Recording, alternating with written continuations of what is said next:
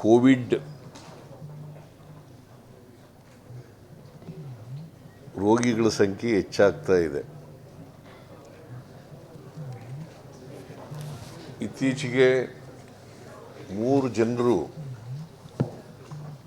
ಕರ್ನಾಟಕದಲ್ಲಿ Covid positive ಇದ್ದವರು ಸತ್ತಿದ್ದಾರೆ. ಆದರೆ ಅವರೆಲ್ಲರೂ ಕೂಡ 3 ಜನನೂ ಕೂಡ ಕೋವಿಡ್ನಿಂದಲೇ ಸತ್ತಿದ್ದಾರೆ ಅಂತ ಹೇಳೋಕ್ಕಾಗಲ್ಲ. ಯಾಕಂತಂದರೆ ಅವರಿಗೆ ಬೇರೆ ಅಸೋಸಿಯೇಟೆಡ್ ಡಿಸೀಸ್ಗಳಿದ್ದವು. ಕಿಡ್ನಿ ಸಮಸ್ಯೆ, ಹಾರ್ಟ್ ಸಮಸ್ಯೆ, ಶ್ವಾಸಕೋಶದ ಸಮಸ್ಯೆ, ಈ ಥರದ ಕಾಯಿಲೆಗಳು ಇದ್ದವು. ಬ್ಲಡ್ ಪ್ರೆಷರ್, ಡಯಾಬಿಟಿಕ್, ಈ ಥರದ ಸಮಸ್ಯೆಗಳಿದ್ದವು. ಮತ್ತು ಕೋವಿಡ್ ಪಾಸಿಟಿವ್ ಕೂಡ ಇತ್ತು.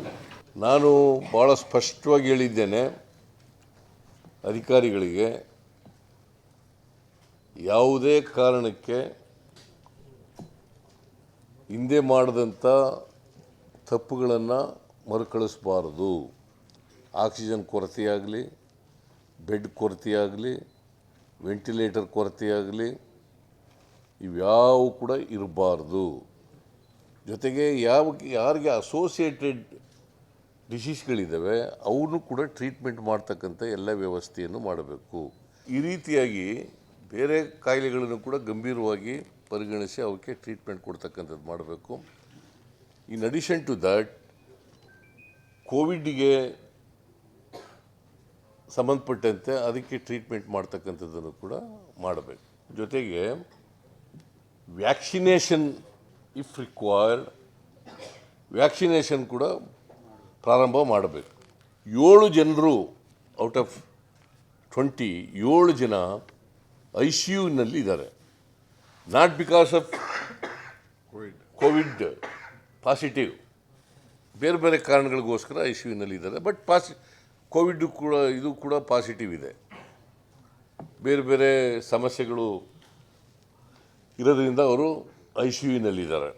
ಸೊ ದಿಸ್ ಇಸ್ ಇದು. ಮತ್ತು ಪ್ರತಿದಿನ 5,000 ಟೆಸ್ಟ್ ಮಾಡಬೇಕು ಅಂತ ಹೇಳಿದ್ದಾರೆ. ಶನಿವಾರದಿಂದ 5,000 ಟೆಸ್ಟ್ ಮಾಡಬೇಕು ಅಂತ ಹೇಳಿದ್ದಾರೆ. ಅದರಲ್ಲಿ ರ್ಯಾಪಿಡ್ ಆಂಟಿಜೆನ್ ಟೆಸ್ಟ್ ಅಂತ ಅದು 1,500, RT-PCR ಅಂತ ಇನ್ನೊಂದು ಅದು 3,500. ಈ ಬಾರ್ಡರ್ ಡಿಸ್ಟ್ರಿಕ್ಟ್ಗಳಲ್ಲಿ ಹೆಚ್ಚು ಟೆಸ್ಟ್ ಮಾಡ್ತಕ್ಕಂಥದ್ದನ್ನು ಕೂಡ ಮಾಡಬೇಕು. ಇದು ಈ ಕಾಯಿಲೆ ಇದೆಯಲ್ಲ, ಯಾರು ಕೂಡ ಆತಂಕ ಪಡಬೇಕಾದಂಥ, ಭಯ ಪಡಬೇಕಾದಂಥ ಅಗತ್ಯ ಇಲ್ಲ. ಆದರೆ ಎಚ್ಚರಿಕೆಯಿಂದ ಇರಬೇಕು, ಎಚ್ಚರಿಕೆ ಕ್ರಮಗಳನ್ನು ಅನುಸರಿಸಬೇಕು. ಯಾರು ಕೂಡ ಯಾರು ಕೂಡ ಭಯ ಪಡಬೇಕಾದಂಥ, ಆತಂಕ ಪಡಬೇಕಾದಂಥ ಅಗತ್ಯ ಇಲ್ಲ. ಆದರೆ ಎಚ್ಚರಿಕೆಯನ್ನು ವಹಿಸ್ಬೇಕು. ಈಗ ಜನಸಂದಣಿ ಇರ್ತದೆ, ಅಲ್ಲಿ ಮಾಸ್ಕ್ ಹಾಕೊಂಡಿರ್ಬೇಕು.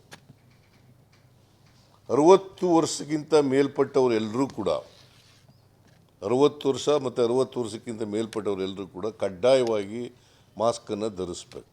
ನೀವು ಜನಸಂಪರ್ಕ ಮಾಡ್ತೀರಿ, ನೀವು ಕೂಡ ಮಾಸ್ಕ್ ಹಾಕಬೇಕು.